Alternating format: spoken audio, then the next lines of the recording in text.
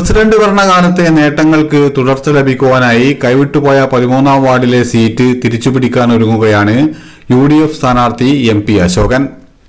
പ്രചരണ പര്യടനത്തിനിടയിൽ ഒട്ടേറെ പേർ കഴിഞ്ഞ കാലത്തെ നല്ല പ്രവർത്തനങ്ങൾ ഓർമ്മിപ്പിച്ച് തന്നെ ആശീർവദിച്ചത് വിജയത്തിന്റെ ലക്ഷണമാണെന്നും അശോകൻ പറയുന്നു.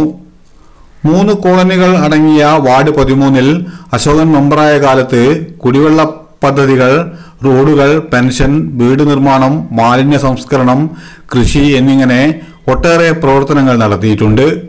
കോവിഡ് കാലത്തെ സന്നദ്ധ പ്രവർത്തനത്തിലും അശോകൻ മികവ് തെളിയിച്ചിട്ടുണ്ട്. UDFിൽ നിന്നും LDF പിടിച്ചെടുത്ത 13ാം വാർഡിൽ വീണ്ടും UDFന്റെ കൊടി പാറിക്കുവാൻ ഇഞ്ചോടിഞ്ച് പോരാട്ടത്തിലാണ് MP അശോകൻ.